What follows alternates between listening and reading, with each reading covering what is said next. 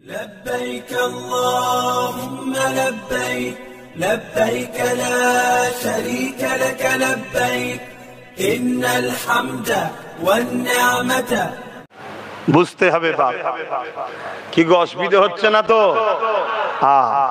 ইসলামের যুগে যুগে ক্ষতি করতে চেয়েছে বাপেরা আবু জেহেল ইসলামের চরম দুশমন ছিল কিন্তু আল্লাহ পাকের মর্জি দেখুন আবু জেহেলের ছেলে ইকরামা তিনাকে আল্লাহ পাক ঈমানের কলেমা পড়িয়ে নবী পাকের সাহাবী বানিয়ে দিয়েছে।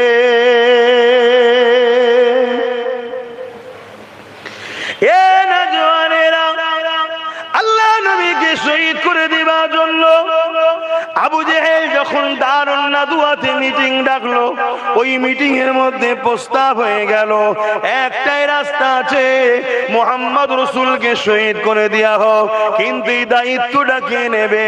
ওই মজলিসে একটা 25 বছরের যুবক বসেছিল, জিনার নাম তখন ছিল শুধু উমার। এখন শুধু উমার বলতে পারবো না, যদি শুধু উমার বলি আমার ঈমানের খাতরা হবে।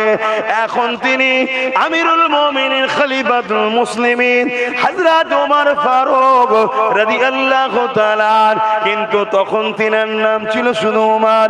তিনি আমার নবীর কদমে আসে ধন্য হয়েছে। এ যুবকেরা তরুণেরা, ওই 25 বছরের যুবক উঠে দাঁড়িয়ে গেল।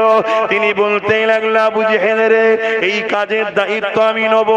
আবু জেহেল মনে বড় খুশি হলো, কেন আবু জেহেল চেয়েছিল একমাত্র উমার ছাড়া এই কাজের দায়িত্ব দ্বিতীয় কেউ নিলে পারবে না। এই আবু জেহেল বলতে লাগলো, এই উমার আমি বড় খুশি হলাম, তোমার মতো বীর এই দায়িত্ব নিয়েছে, এতে আমি নিশ্চিন্তা হয়ে গেলাম। কাল সূর্য উঠবে, মুহাম্মদ আর উঠবে না। এই সময় হযরত ওমর বলেছিলেন, এই আবু জেহেলের বিনিময়ে কি দেবে বলো? অনেক উটের কথা হলো, অনেক স্বর্ণ মুদ্রার কথা হলো, অনেক কিছুর প্রস্তাব হলো। হযরত ওমর বলেছিলেন, এখনো যদি না দাও আমি তোমাকেও কিন্তু ছাড়বো না। এই সময় ঘোড়ার পিঠে উঠলেন, অস্ত্রকে নিয়ামের মধ্যে না রেখে অস্ত্রকে বার করে ফেললে, ওই অস্ত্রকে বার করে রওনা দিলে। রাস্তায় বুনবুনায়ের কাছে গেছে, অনেক বড় ঘটনা। ওইখানে আমি যাচ্ছি না কেন, বুনবুনায় কলমা পড়েছিল, তাদেরকে অনেক মারধর করেছে, রক্তাক্ত করেছে, কিন্তু কোরআনের সূরা তাহা এই আয়াতখানা যখন বুন তিলাওয়াত করতেছিল, আল্লাহর বাণীকে শুনে উমারের অন্তরে আল্লাহর বাণীর জবানের ফয়েজ কোরআনের মুজিজা এমন ভাবে লেগে গেছে।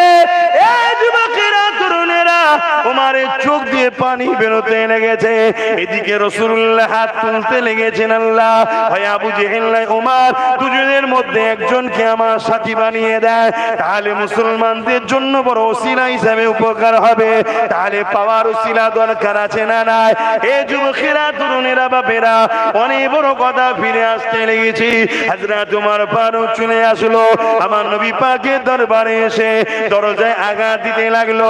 দরজা ভেতরে সাহাবাদেরকে নিয়ে বসে নবী আমার দ্বীনের কথা বলতে লেগেছে। যেই দরজায় আঘাত হয়েছে, ভেতর থেকে একজন সাহাবী জিজ্ঞাসা করলো, কে? বাইরে থেকে আওয়াজ আসতে লেগেছে, দরজা খোলো, খাত্তাবের বেটা উমার এসেছি। সাহাবা হুজুর একে অপরের মুখের দিকে তাকাতে লেগেছে, আমাদের আর বেঁচে থাকা হবে না।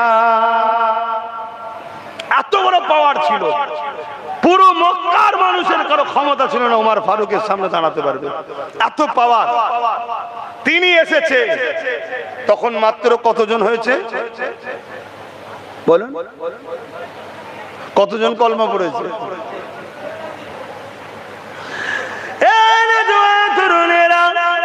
মাত্র 39 জন হয়েছে। উমর ফারুক বেরোবার সময় তো বলেছিল 39 থেকে 40 হতে দেব না।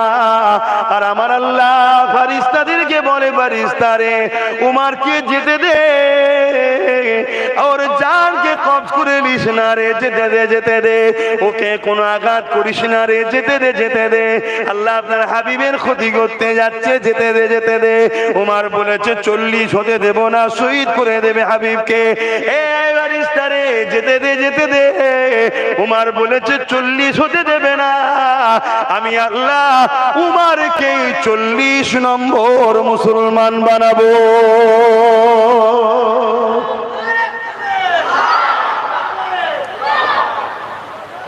দরজায় আঘাত দিয়েছে কে? খাত্তাবের বেটা উমার। দরজা খোলো। সাহাবাদের মধ্যে ওখানে রাসূলের পাশে চাচা যান ছিলেন হযরতে হামজা রাদিয়াল্লাহু, তিনিও বিরাট বড় পালোয়ান, ক্ষমতাশালী ছিলেন, তর তাজা যুবক। হুজুরের কাছ থেকে ইজাজত নিয়ে বলেন, হুজুর আপনি ইজাজত দেন, আজ যদি ওমর বিয়াদবি করে আমিও কমতি নাই, ওমরকে ছাড়বো না। জোরে বলুন সুবহানাল্লাহ। আল্লাহর নবী বললেন, সরে যাও, উমারকে আসতে দাও, দরজা খুলে দাও, দরজা খুলে দাও। কেন আল্লাহর সঙ্গে রাসূলের কি কানেকশন হচ্ছে এটা তো বাকি কেউ জানছে না। কে? দরজা খুলে দাও। দরজা খুলে দেয়া হলো। এই দরজা যখন খুলে দিয়েছে, হযরত ওমর ফারুক হাতে অস্ত্র, তরোয়াল, নিয়ামের মধ্যে না, একদম হাতে আসছে। এটা দেখে হযরতে হামজা রাদিয়াল্লাহু তাআলা তিনি আগিয়ে গিয়ে ওমরের সামনে একদম বুকের পাঞ্জাতে হাত দিয়ে রুকে দিয়েছে, এই ওমর, আমিও কিন্তু কুরাইশ বংশের আওলাদ, হামজা আমার নাম, শুনছেন? তুমিও কুরাইশ, আমিও কুরাইশ, ছাড় হবে না কিন্তু যদি পাকামো করো। আল্লাহর নবী বললেন, ও চাচা, চাচা যান, আপনি ছেড়ে দেন, উমারকে আসতে দেন। হযরত ওমর সোজা এলেন, নামাজে যেভাবে আমরা বসি ওইভাবে রাসূলের পাশ একদম কাছে এসে বসে গেল। নবী উমারের জামার খুঁট ধরে টানলেন, বসে গেল। আল্লাহর নবী শুধু একটা কথা বলল, ওমর, এখনো কি সৃষ্টিকর্তা রব্বুল আলামিনের দিকে, তার হাবিব মুহাম্মদ রাসূলের দিকে আসার কি সময় হয়নি? এখনো আমাদের বিরুদ্ধে থাকবে? দু চোখ দিয়ে ঝরঝর করে পানি বেরোতে শুরু করলো। জোরে বলুন সুবহানাল্লাহ। সাহাবারা তো সব হতভম্ব হয়ে গেল। তরওয়ালকে সামনে রেখে বলে, হুজুর ক্ষমা করেন, আমি উমর অন্ধ হয়ে গিয়েছিলাম, আমাকে আপনার সম্বন্ধে মিথ্যা বোঝানো হয়েছিল, আমাকে আপনার সম্বন্ধে নানা রকম মিথ্যা মিথ্যা প্রোপাগান্ডা আমার কানে দেওয়া হয়েছিল। যেমন আজকের দিনে আমাদের যুব সমাজকে চাকরি নেই, কর্মসংস্থান নেই, পড়াশোনা নেই, স্কুলগুলো ধ্বংস হয়ে যাচ্ছে, স্বাস্থ্য সুব্যবস্থা নেই, পুরো দেশ দেউলিয়া হয়ে যাচ্ছে। আজকে ঠিক আবু জেহেলরা আজকের যুব সমাজের একটা অংশকে মদের বোতল আর কিছু 200-300 টাকা ভাড়া দিয়ে তাদেরকে ইসলাম সম্বন্ধে ভুল বোঝানো হচ্ছে। তাই তারা আমার মসজিদের সামনে গিয়ে ডিস্টার্ব করছে, মুসলমানকে ধরে ধরে হত্যা করছে। কেন? এদের ব্রেনে ভুল বোঝানো হয়েছে ইসলামকে নিয়ে। আর আমাদেরও দোষ আছে, আমরা এই সমাজের কাছে ইসলামের বাণীটাকে পৌঁছাতে পারছি না। আমরা শুধু ইসলামকে মসজিদ আর মাদ্রাসার মধ্যে তালা মেরে দিয়েছি। আমাদের পার্লামেন্টে ইসলামকে নিয়ে বলার কেউ নেই, আমাদের বিধানসভাতে ইসলামকে নিয়ে বলার কেউ নেই, আমাদের লোকসভাতে ইসলামকে নিয়ে বলার কেউ নেই, আমাদের পঞ্চায়েতে সমস্ত দপ্তরে ইসলামকে নিয়ে বলার কেউ নেই, আমাদের রাজপথে শহর টাউন গলিতে গলিতে ইসলামিক কনফারেন্স করার মতো আমাদের কেউ নেই। আমরা করি সেই মোল্লা পাড়ায় ঘরের মধ্যে ঢুকে নারে তাকবীর আল্লাহু আকবার, নারে তাকবীর আল্লাহু আকবার। আরে তোমার ধর্মের মেসেজটা কি? ইসলামটা কি? এটা তোমার পার্লামেন্টে বলা দরকার ছিল, তোমার বিধানসভায় বলা দরকার ছিল। আজকে যে এই যে ইসলামের বিরুদ্ধে বারবার কথা হয়, 26 জনকে মারলো কে? আর বদনাম হচ্ছে ইসলামের বিরুদ্ধে। আমার তো সন্দেহ হচ্ছে যারা বদনাম করছে তারাই মেরেছে।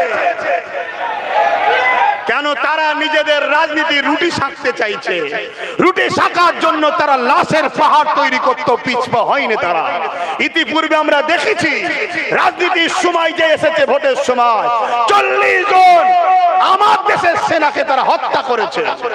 প্রমাণ হয়েছে না হয়নি? কিন্তু এটা বলবে কে? আমার মতো হুজুর শুধু চিল্লালে হয় না, এর জন্য আমাদের সেই এমএলএ দরকার, সেই এমপি দরকার, সেই মন্ত্রী দরকার যে বিধানসভার ভেতরেও বলবে, মন্ত্রিসভাতেও বলবে, লোকসভাতেও বলবে, কলিকাতার মতো শহরে বলবে, বিভিন্ন দেশের টাউনে শহরে জনসভা করে ইসলাম কি, ইসলাম ভার্সেস সন্ত্রাস, ইসলাম ভার্সেস বিজ্ঞান, ইসলাম ভার্সেস দুর্নীতি, ইসলাম ভার্সেস জঙ্গিবাদ, ইসলাম ভার্সেস মানবতা, এই নানা রকম বিষয়ে তারা বড় বড় কনফারেন্স করবে। সেখানে ইসলামকে তুলে ধরা হবে, ইসলামের হিস্ট্রি তুলে ধরা হবে। তাহলে আজকে যে ছেলেগুলো সামান্য মদের ভরে, সামান্য 200-500 টাকায় তোমাকে আমাকে যে কতল করছে, এই কতল তারা করতো না। ওমর ফারুক যেমন ভুল বুঝেছে, পরিবর্তন হয়েছে, আজকে যুবকরাও ভুল বুঝতো, পরিবর্তন হয়ে তোমার আমার ভাই হয়ে গলায় গলা মিলাবে। কিন্তু কে বলবে? আমি একা বললে হয়?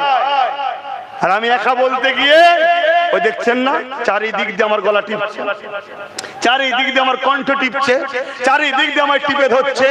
এরপরও আমি একা চিল্লে আজও যাচ্ছি। যদি জাতি আমাকে ঠিকভাবে সাথ দিত, আরো 1000টা লোক একদিন আমি তৈরি করে ফেলতাম। কিন্তু জাতিও তো ঠিকভাবে সাথ দেয়নি। দিয়েছে জাতি তো 200-500 হাজারে বিক্রি হচ্ছে, জাতি মরা মুরগির বিরিয়ানিতে বিক্রি হচ্ছে। হ্যাঁ, সুধরে লাও, সুধরে যাও, সুধরে যাও, মাথায় ঢুকিয়ে লাও। রসুনের মুখ গুণ আলাদা হতে পারে, পিছনটা কিন্তু সব এক জায়গায়। কিছু বুঝলে বলবেন তো? কিছু বুঝতে পেরেছে? রসুনের মাথা কোনো আলাদা আলাদা হতে পারে। দেখবেন রসুন ঘরে আছে তো, রসুন চেনেন না, নিয়ে যাবেন, নিয়ে আমার কথাটা মিলাবেন, দেখবেন কোনটার একটু আগে, কোনটার পিছনে, কোনটা সরু, কোনটা মুঠা। কথা বুঝে আসছে?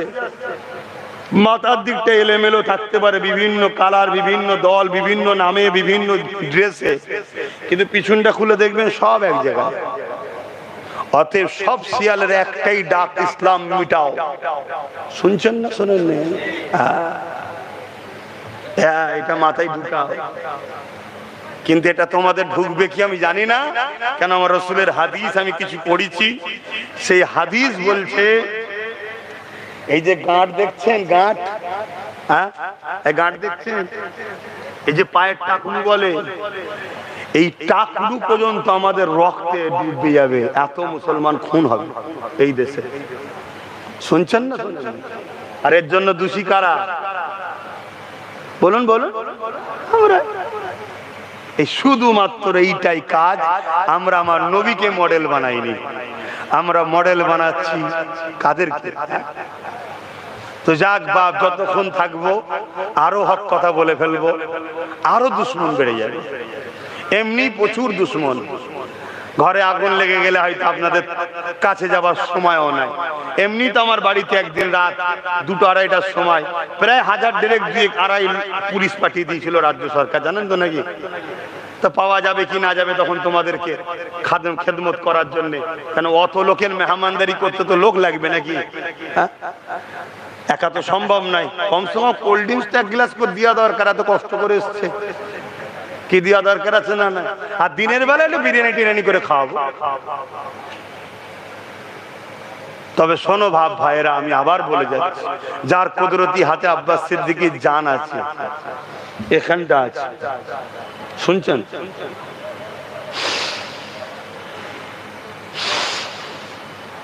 টানবো, বেরোতে নাও পারে। এটা আমার কথা শোনে না, দীর্ঘদিন আমার সাথে আছে, যেখানে যাই আমার সাথে 24 ঘন্টা থাকে, 1 সেকেন্ডের জন্যই আমাকে ছেড়ে যায়নি। কত একসাথে আছি বলেন তো? কিন্তু এর পরও আমার কথা শোনে না। এর সৃষ্টিকর্তা যেই বলবে চলে আয়, আমি কি হালে আছি একবারও দেখবে না যে হারে খেতে বসছে একটু খেতে দে, আহারে জলসা করছে একটু জলসাটা করে লি, আহারে টাকা পয়সা গুনছে একটু গুনতে দে, আহারে নলেজটা করছে একটু করতে দে, আহারে সংসার জীবন করছে একটু করতে দে, আহারে সন্তানকে একটু আদর করছে সন্তানটাকে আদর করতে দে।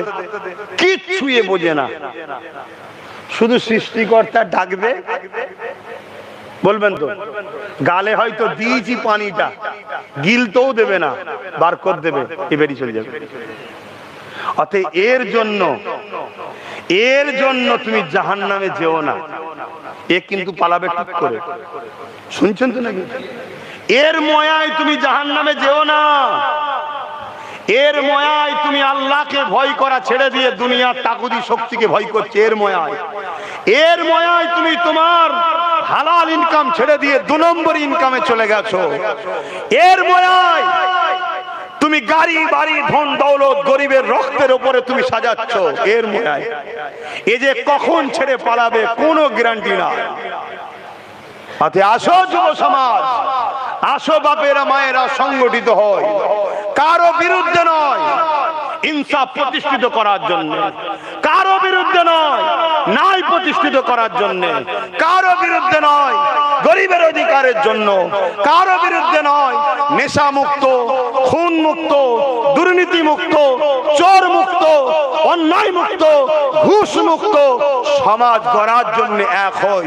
আসো যুব সমাজ, এটা করতে গিয়ে যারাই আমাদের সামনে আসবে আমাদের হাতে 2টো অপশন, 3 বার বুঝাবো পরিবর্তন হও, আর না হয় আমরা আমাদের রাস্তায় চলবো।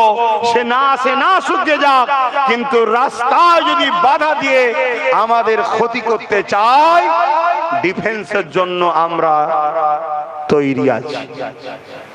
কি আছি না নাই? হাত তুলে বলো, আছি না নাই? এই ডিফেন্স করা ফরজ। শুনছো? কত সহজ, জান্নাত যাবে সব, জান্নাতে। হ্যাঁ, জান্নাতে যাবে, জান্নাতে।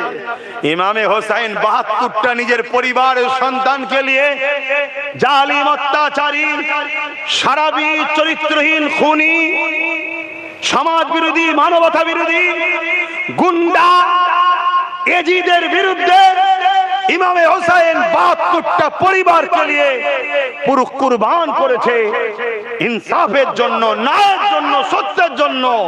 এজিদও তো কলেমা পড়তো, এজিদও তো নামাজ পড়তো, কিন্তু এজিদ ছিল অত্যাচারী শাসক।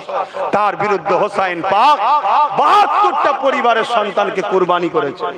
আর তুমি আমি গায়ে গা ঘষে চলছি না, গায়ে গা মিলিয়ে চলছি। কি করব, কি করব, কি করব?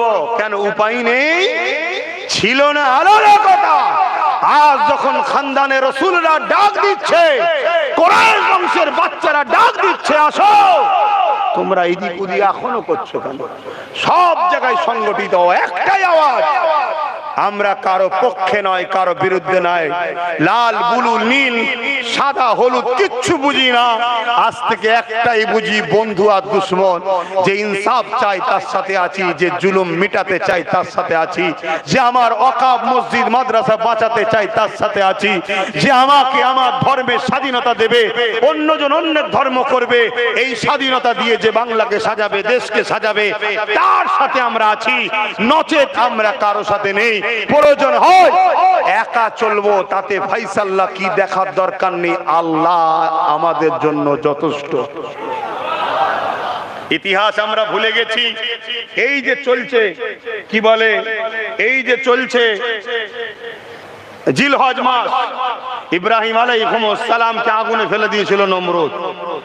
ওই আগুনে গিরগিটি ফু দিচ্ছিল যাতে করে আগুনটা বাড়ে।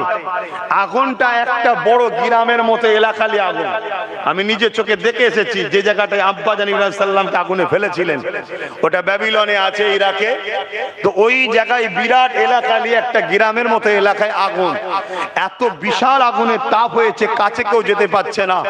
লাস্টে দূর থেকে কপিকল করে, চরকি করে ঘুরিয়ে আব্বাকে ফেলেছিল। যাক, অনেক বড় কথা আল্লাহ বলেছিল ইব্রাহিমের জন্য আগুন আরামদায়ক, ঠান্ডা হয়ে যা, ফুলের বাগান হয়ে গিয়েছিল। জোরে বলুন সুবহানাল্লাহ। কিন্তু আমি যেটা বুঝাতে চাইছি, ইব্রাহিম নবীর যাতে আগুনটা আরো বাড়ে এজন্য গিরগিটি ফু দিচ্ছিল। আচ্ছা বলুন, গিরগিটির ফুঁয়েতে এই আগুন বাড়া কমার কিছু ব্যাপার আছে? এত বিশাল আগুন তো, যেখানে মানুষ কাছে যেতে পারছে না। আর অপর দিকে চোঁচে করে আজ নাই পানি দিচ্ছিল। আচ্ছা ওর পানি থেকে বিশাল আগুন বন্ধ হবে? কিন্তু আমার আল্লাহ ফেরেশতাদেরকে বললেন, দেখো আমার বন্ধুর পক্ষে আর আমার বন্ধুর বিরুদ্ধে। অতএব আমার বন্ধুর বিরুদ্ধে যে তার ফুঁয়েতে আমার বন্ধুর আগুনে কিছু বাড়েনি, কিন্তু বিরোধী অপমান দিল, অতএব ওকে মারা জায়েজ করলাম। আর এর পানিতে আগুন নিভাবে না, কিন্তু বন্ধুর সাথে আছে প্রমাণ দিয়েছে, একে মারা না জায়েজ করে দিলাম। বলুন সুবহানাল্লাহ। আজ আমরা ওয়াকাবের পক্ষে, মসজিদ মাদ্রাসার পক্ষে, কবরস্থানের পক্ষে, আল্লাহর সৃষ্টিকে বাঁচাবার পক্ষে। সে তিলকতমা বোনের মতো এসসি হতে পারে, এসটি হতে পারে, আদিবাসী হতে পারে, সাঁওতাল হতে পারে, খ্রিস্টান হতে পারে, আমার দেখার দরকার নেই তার ধর্ম কি। সে গরিব, সে আল্লাহর সৃষ্টি, তার উপরে জুলুম হলে তাকেও বাঁচাবো, তার উপরে যে জুলুম করবে তার বিরুদ্ধে থাকবো। অর্থাৎ ইনসাফ, ইনসানিয়াত করার পক্ষে আমরা যদি চেষ্টা করি, আমার আল্লাহ পাক তিনি তো দেখবেন যাহা বান্দা কোনো আমার হাবিবের দ্বীনের পক্ষে, ন্যায়ের পক্ষে, আমার সৃষ্টির পক্ষে, মানবতার পক্ষে, নারী অধিকারের পক্ষে, জুলুম মিটাবার পক্ষে, চলো আমি আল্লাহ এদের জন্য জাহান্নাম হারাম করে দিলাম। আল্লাহ চাইলে পারে না? আমাদের মাথায় ঢুকে গেছে নামাজ পড়লেই হয়ে গেছে, রোজা রেখেছে হয়ে গেছে, হজ করে নিয়েছে আমি হাজী সাহেব। তো আরে কোটি কোটি হাজী জাহান্নামে যাবে কিয়ামতের দিনে। ভাষা খারাপ লাগলে কিচ্ছু করার নেই। হাজী হয়েছে এতিমের মাল ঝেড়ে খায়, হাজী হয়েছে নিজের বোনের সম্পদ ঝেড়ে খায়, হাজী হয়েছে নিজের ভাইকে ধোঁকা দিয়েছে। এরকম হাজী আছে না? তাহলে জান্নাত যাবে কি গো? কথা খারাপ লাগছে, থাক দরকার নেই বাবা, আর কথা বেরিয়ে লাভ নেই। আমার উলামা ভাইরা, ইমাম সাহেব ভাইরা, আপনারা যদি আমার চিৎকার চেঁচামেচিতে কষ্ট পান বা মুরব্বী বাবেরা মাফ করবেন। আমি ওয়াজ করতে করতে একটু এরকম হয়েই যায়, এটা আল্লাহর পক্ষ থেকেই হয়। আমি প্রতিদিনই ভাবি আস্তে আস্তে যাব, দুটো আস্তে আস্তে কথা বলবো, চলে আসবো, কিন্তু ওয়াজ করতে করতে আমার এরকম হয়ে যায়। আল্লাহ আমাকে বলায়, এটা আমার অনেক কষ্ট হয়, কিন্তু আল্লাহই বলায়। আমি একভাবে প্রায় নানা করে নমাজ জলসা করছি, একভাবে কন্টিনিউ চলছে, শুধু রোজার মাসটা বিছখানে বাদ ছিল, একভাবে নমাজ জলসা করে যাচ্ছে। আল্লাহ আমাকে বলাচ্ছে, এখান থেকে আওয়াজ আল্লাহই বার করছে, আল্লাহ আমাকে হক কথা বলাচ্ছে। আর আমি হক কথা বললে যদি আল্লাহ এর জন্য আমার কপালে শহীদের মরণ দেয়, আমি নিজেকে বড় খুশনসিব মনে করব। কেন মরণ তো হবে, জানি না বিছানায় পড়ে বিমার ভোগ করে লোকের বোঝা হয়ে না মরতে হয়। বীরের মতো নায়ের পক্ষে থেকে মরণটা যেন এরকমই হয়, মালিক তোমার দিয়া জান তোমার জন্য যাচ্ছে, এর চেয়ে বড় পুরস্কার আর কি হতে পারে। তবে হক কথা বললেই যে শহীদ হয় এমনটাও আবার নয়। কেন হযরতে খালিদ বিন ওয়ালিদ 125টা লড়াই করেছিলেন ইসলামের পক্ষে, হকের পক্ষে, মজলুমদের পক্ষে, সন্ত্রাসদের বিরুদ্ধে। প্রতিটা লড়াইয়ে হুজুর বলেছেন আল্লাহ আমি যেন শহীদ হই। বিছানায় শুয়ে কাঁদছে, মরণের সময় এসে গেছে। স্ত্রী বলছে কাঁদছেন কেন? আমার বড় দিলে তামান্না ছিল আমি শহীদ হব। কেন শহীদের মর্যাদা এত, জান্নাতীদের ঘরে জিজ্ঞেস করা হবে দুনিয়ায় যাবে নাকি, একমাত্র শহীদরা বলবে আমরা দুনিয়ায় যেতে চাই। কেন?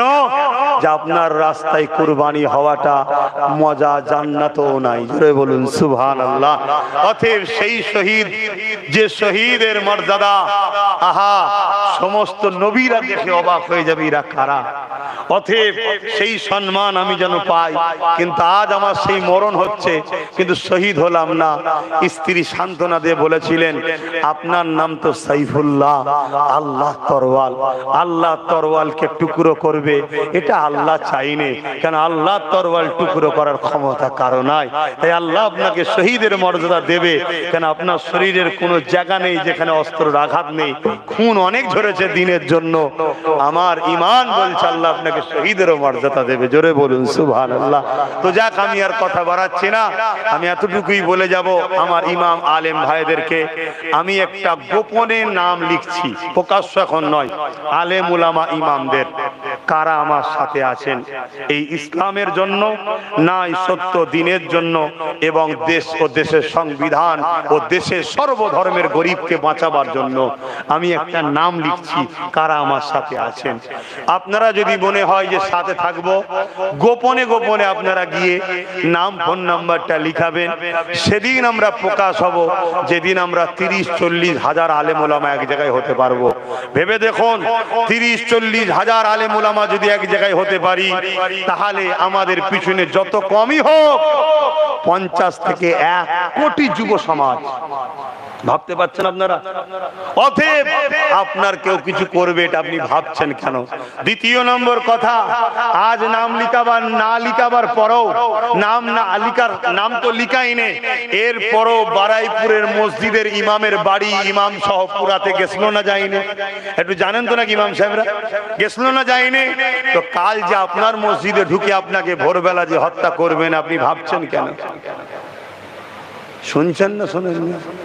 অতএব যদি একত্রিত হয়ে থাকেন, সুখে দুঃখে আব্বাস সিদ্দিকী আপনার সাথ দেবে, আর না হয় মাফ করবেন, আপনি আপনার রাস্তায় চলুন, আমি আমার রাস্তায় চলি। আমি আমার লে ভাবছি, আপনি আপনার লে ভাবুন। আর যদি মনে হয় যে না, এভাবে থাকলে সবাইকে ভাঙবে, সব কটা শেষ, তাহলে এরকম হয়ে যান, ভাঙা সহজ না, এটা ভাবুন।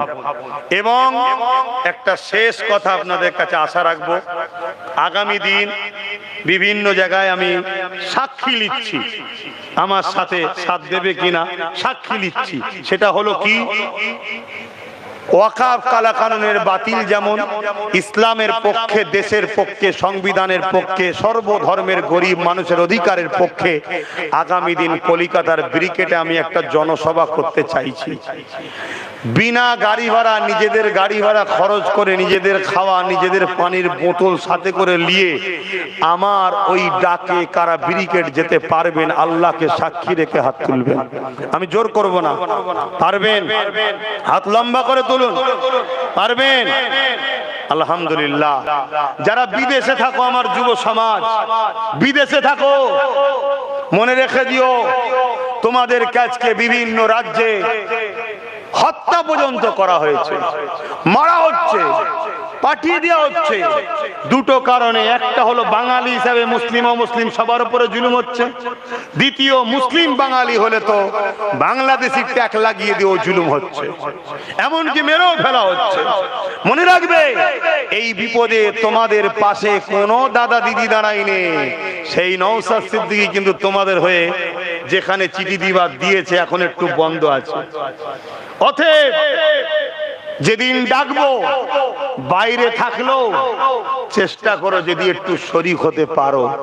বেঁচে থাকলে হাজারো কোটি ইনকাম করবে, আর বেঁচে থাকতে না পারলে সাজানো বাগান, 30-40 বছরের সাজানো কারবার ছেড়ে দিয়ে পালাতে হবে। এরকম পরিকল্পনা চলছে, মনে রাখবে। তাই আসো, সংগঠিত হও, ঐক্যবদ্ধ হও। আজকে আমি আর দুটো কথা বলবো, যদি কষ্ট না পান একটু বলি নাকি। নাম্বার 1, 2021 আমি বলেছিলাম রাজনীতিতে আমাদের পাওয়ার দরকার, বলেছিলাম না বলিনি? আচ্ছা বলুন, ইসলামে রাজনীতি করা হালাল না হারাম? একটু আওয়াজ দিয়ে বলুন। হালাল। কেউ যদি সিয়াসাতকে ঘৃণা করে কাফের হয়ে যাবে। সিয়াসাতকে, রাজনীতিকে ঘৃণা করলে কি হবে? কাফের হয়ে যাবে। আর সিয়াসাতের নামে কেউ যদি জুলুম, অত্যাচার, দুর্নীতি করে রাজনীতির নামে, তাকে সাপোর্ট করলে হারাম কবিরা গুনাহ হবে। ফতোয়াটা বুঝলেন? এবারে চলে আসুন ইসলামিক রাষ্ট্র আর অ-ইসলামিক রাষ্ট্র। ইসলামিক রাষ্ট্রে কিভাবে রাজনীতি করতে হবে রাসূল ওটাও শিখিয়েছে, আর গণতান্ত্রিক অ-ইসলামিক রাষ্ট্র যেটা আমার ভারতবর্ষ, এখানে কিভাবে রাজনীতি করতে হবে ওটাও আমার হুজুর শিখিয়েছে। কথা মাথায় ঢুকছে না? ঢোকে না? হ্যাঁ, উভয়টাই শেখানো আছে, আমার নবী শিখিয়েছে। কিন্তু আমাদেরকে কথা বলেনি, আমাদেরকে চেপে রাখা হয়েছে। আমাদেরকে শুধু বলা হয়েছে নামাজ পড়ো, রোজা রাখো, আল্লাহ আল্লাহ করো, আমরা আখিরাতে লবো, আমরা জান্নাত লবো। আরে আল্লাহ বলছে রব্বানা আতিনা ফিদ দুনিয়া দুনিয়ার ভালাই আগে চা, ওয়াফিল আখিরাতে হাসানা, তারপরে আখিরাতের কথা। তুমি যদি পাওয়ার না লাও, তোমার ছেলেকে আগামী দিন স্কুলে ভর্তি করতে পারবে না, তোমার মেয়েকে আগামী দিন স্কুলে ভর্তি করতে পারবে না। কেন? মুসলিমের ঘরে ছেলে হওয়ার জন্য বাধ্য করবে ইসলাম বিরোধী কর্মকাণ্ড স্লোগান তোমার বাচ্চাকে দিবার। তোমার বাচ্চাকে বারবার ওখানে ক্রিটিসাইজ হতে হবে। একদিন তোমার বাচ্চা হয়তো আত্মহত্যা করে লাশ হয়ে বেরোবে, আর না হয় মব লিঞ্চিং করে পিটিয়ে মেরে দেওয়া হবে। তুমি থানায় গিয়ে আঘাত দেবে, থানা খুঁজবে, জুতো ছিঁড়ে যাবে কোর্টে গিয়ে গিয়ে, তোমার বিচার হবে না। কেন? তুমি মুসলিম। আমার ভাষা কি খারাপ লাগছে নাকি? এটা সত্য কথা বলছি। আপনার এই পাশের হাওড়া জেলায় ছোট্ট একটা বাচ্চা মেয়েকে স্কুলে স্লোগান দেওয়া হচ্ছে, যে স্লোগান ইসলামিক ভাবাবেগে আঘাত দেয়, ধর্মীয় কালচারে আঘাত দেয়। শুনছেন না? শোনেন? কোথায় যাচ্ছে? অলরেডি এসসি এসটি সম্প্রদায়ের ভালো ভালো ছেলেদের ঘরে বিভিন্ন স্কুল কলেজ থেকে বাদ দিয়ে দিচ্ছে, পড়তে দিচ্ছে না, চান্স দিচ্ছে না। তবুও মুসলমান এখনো পড়ছে পয়সার জোরে। শুনছেন তো? কাল এটাও বন্ধ হয়ে যাবে। কেন? শিক্ষিত হলে চোখ খুলবে, অতএব মূর্খ বানা। তাই বলবো, আমার সাথ দাও, আমি চেষ্টা করছি যতটা পারি। 5,000 যদি 10,000 যদি ছেলেকেও পারি এই নলেজ সিটিতে শিক্ষিত করে তোলার, তোমরা সবাই আমার নলেজ সিটিতে জোড়ো, দাতা হও বাৎসরিক একটা।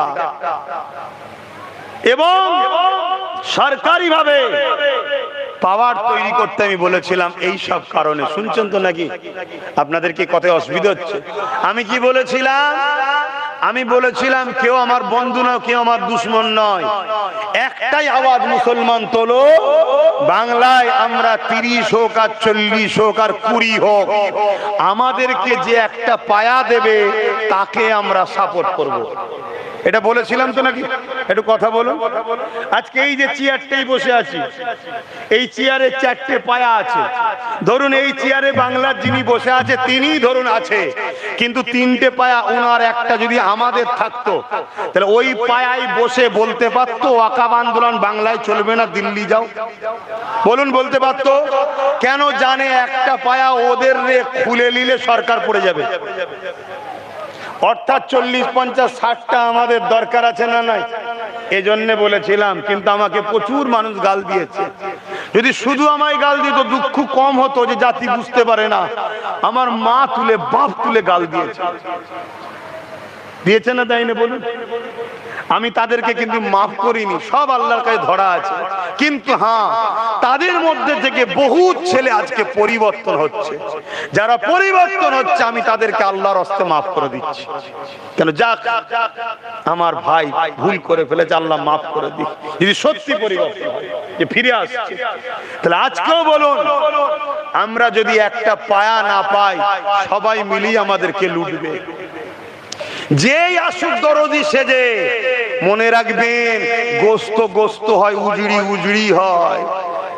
সেজে আসে আমাদের দরদি, কিন্তু কেউ আমাদের নয়। বা সবাই আমাদেরকে লুটতে পছন্দ করে। আসো, একটাই আওয়াজ তোলো, ডায়ে বাঁয়ে সামনে পিছনে বুলু লাল কালো কিচ্ছু বুঝি না, যে আমাদেরকে চেয়ারের পায়া দেবে একটা, বাকি 3টে তাকে পাওয়াবার জন্য জান দিতে হয়, জানতে দেবো। শুনছেন না? শুনেন? এই আওয়াজে যদি আপনারা রাজ পাওয়ার করতে পারেন তবেই আপনি গেনার হবেন। আর মনে রাখবেন, পশ্চিম বাংলায় আল্লাহ আপনাদের ঘরে নুন বানিয়েছে। নুন বোঝেন? তরকারি নুন বোঝেন? সে যাই রান্না করুন না কেন, নুন ছাড়া সব রান্না বেকার। আপনারা ছাড়া সবাই বেকার। যদি আপনারা ছাড়া হতো তাহলে দিল্লি থেকে বারবার হুড়ো মারছে সব কটা বড় বড় বড় বড় বড় বড় জালিমগুলো। কিন্তু এখানে পাত্তা পাচ্ছে না। কেন? আপনাদের সংখ্যা বাংলায় 40%। কত পার্সেন্ট? কোনোভাবে যখন আপনাদেরকে পারেনে, লাস্টে এই বাংলাকে 2 ভাগ করা হচ্ছে। এটাও শুনে রাখো। শুনছেন তো নাকি? এই বাংলাকে আবার 2 ভাগ করা হচ্ছে, একটা উত্তরবঙ্গ, একটা দক্ষিণবঙ্গ। ওই ভাগে আমার রাজ্য সরকারও সাথে আছে। কেন? 2 ভাগ যেই হয়ে যাবে তখন আমরা হয়ে যাব 18%, 22%। কথা মাথায় ঢুকছে না, ঢুকে না? তাহলে কত প্ল্যান হচ্ছে আমাদেরকে শেষ করার, কিন্তু ওই প্ল্যানে সব থেকে বেশি সহযোগিতা যদি কেউ করে সেটা আমরাই করছি, আমরাই তো করছি। তো যা বুঝাবার দায়িত্ব ছিল বুঝালাম, বাকিটা আপনাদের ব্যাপার, কি করবেন না করবেন। তবে আমি আরো একবার বলতে চাইছি, আমি যদি ডাকি আর আমি ডাকলে বাপ ডাকার মতো করে ডাকবো। এই যেমন আগামীকাল উত্তর 24 পরগনায় আমার প্রোগ্রাম আছে, জনসভা আছে ওয়াকফ কালা কানুনের বিরুদ্ধে। এক হাত ছাড়া ছাড়া বাজ করলেও প্রোগ্রাম হবে। শুনছেন না শোনেন? ঝড় হোক, পানি হোক, তুফান হোক, ভিজে ভিজেও আমার প্রোগ্রাম বন্ধ হয় না। আলহামদুলিল্লাহ বলেন, বলুন আলহামদুলিল্লাহ। তাতে যার দম আছে সে আসে, যার দম নেই ঘরে শুতে আমার দেখার দরকার নেই। তো সেই জায়গায় আমি যখন ব্রিগেড ডাকবো হবে ইনশাল্লাহ। আপনারা যাবেন তো খবর পেলে? আরো একবার সাক্ষী দিয়ে বলুন, খবর পেলে যাবেন তো নাকি? হ্যাঁ, হাত নাবান। কিন্তু গাড়ি ভাড়া দিতে পারবো না, গাড়ির পয়সা যেতে হবে। কেন? আমার তো ঝাড়া পয়সা নেই, ওয়াকফের টাকা ঝেড়ে রাখিনি আমি। কথা বুঝে আসছে? আজকে শোনো, আরেকটা কথা বলে যায়, বুকে হাত দিয়ে বলো, এই ওয়াকফকে বাঁচাবার দরকার আছে না? না। কেন? ওয়াকফ যাওয়া মানে মসজিদ যাবে, মাদ্রাসা যাবে, কবরস্থান যাবে, খানকা যাবে, ঈদগাহ যাবে। আপনি ভাবছেন আমরা রুকে দেবো? দৌড় বুকা কোথায় গারে, সম্ভব নাকি? লোহা কাটতে গেলে লোহাই দরকার, হাত দিয়ে লোহা কাটা যায়? তাহলে আইন যখন হয়ে যাবে, প্রশাসন এসে যখন দখল করবে, আপনি পাবলিক কি করে রুখবেন বলুন? তাহলে আপনাকে প্রশাসনিক পাওয়ার দিয়ে প্রশাসন দিয়ে রুখতে হবে, তাই তো নাকি? ওটা আছে আপনাদের? আছে? নেই। যাকে আপন মনে করেছেন সেও তো আমাদের নয়। সে তো একদম মিজাজের সাথে বলে দিল সব থেকে বড় দুশ্মন আমি হব। বাবা, কি ডায়লগ দিয়ে দিল! হ্যাঁ, এরপরও যদি কেউ আতু আতু করে পিছনে ঘুরে, সে কুকুর ঘুরতে পারে, আলাদা কথা। ইমানদার কখনো ঘুরবে না। যেটি মসজিদ মাদ্রাসার দুশ্মনকে ইমানদার কখনো সাথ দিতে বলে। দ্বিতীয় নম্বর কথা, বুকে হাত দিয়ে বলুন, এই আইনকে রুকার মাধ্যম কি? নাম্বার 1 হলো সুপ্রিম কোর্টে কেস করা। রাজ্য সরকার কেস করেছে, করেন। নওশাদ সিদ্দিকী কিন্তু কেস করেছে, জানেন তো নাকি? নাম্বার 2 কিভাবে রুকা? রাজপাইনকে রুকা। নাম্বার 3